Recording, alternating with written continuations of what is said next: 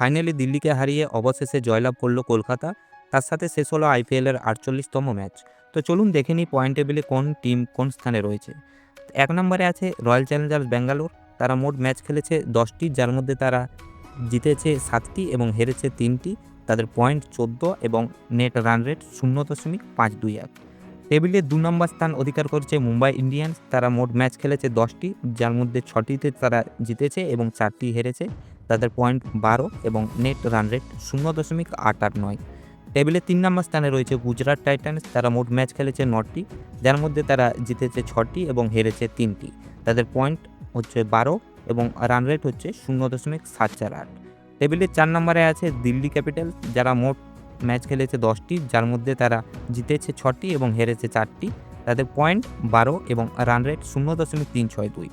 টেবিলের 5 নম্বরে আছে পাঞ্জাব। তাদের মোট ম্যাচ খেলেছে 9টি, যার মধ্যে তারা জিতেছে 5টি এবং হেরেছে 3টি এবং তাদের একটি ম্যাচ ড্র হয়েছে।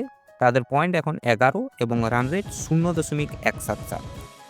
টেবিলে 6 নম্বর স্থান অধিকার করছে লখনৌ সুপার জায়ান্টস। তারা মোট ম্যাচ খেলেছে 10টি, যার মধ্যে 5টি জিতেছে এবং 5টি হেরেছে। তাদের পয়েন্ট এখন 10 এবং রান রেট হচ্ছে -0.325।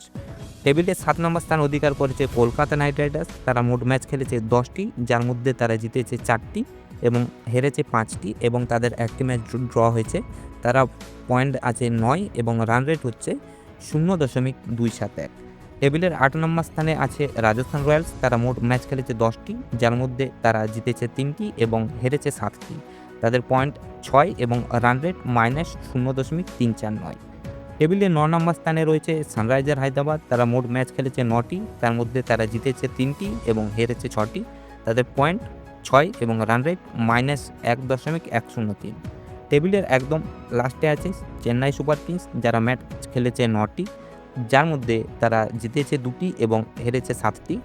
তাদের পয়েন্ট 4 এবং রান রেট -1.302।